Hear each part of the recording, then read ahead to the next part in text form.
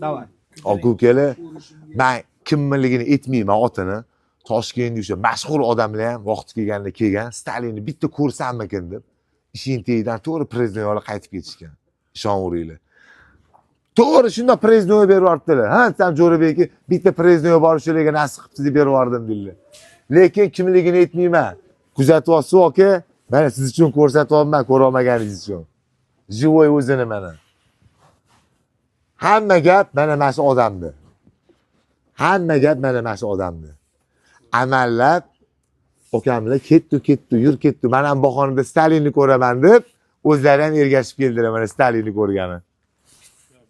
Lekin haqiqatan xaroz ekan Stalin, ishonaveringlar. Bekorga Stalin degan nom olmabdi, bekorga Stalin degan klichkada qolmabdi bu. Buni ehtiyot qiling okajonim. Misol bu butun O'zbekistonni ozgina bo'lsa ham faxri. Javob: O'rta Osiyo, Tojikiston, Qirg'iziston, Qozog'istonda ham Stalin degan nom bor. Nimaga nom bor? Shu nom chiqqanligi uchun.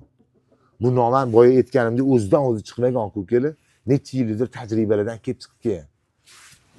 Hammamiz iloyim shunaqa zo'rlarni boqiylik, shunaqa zo'rlarni nomini betonlarga emas, svarkalarga, temirlarga yozib qo'yaylik, uchmaydigan qilib.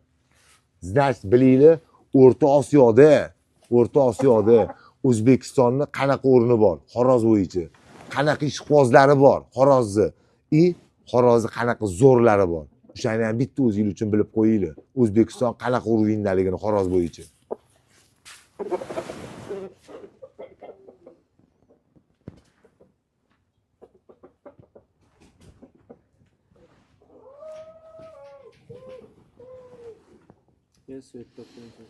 Anvarboy aka, siz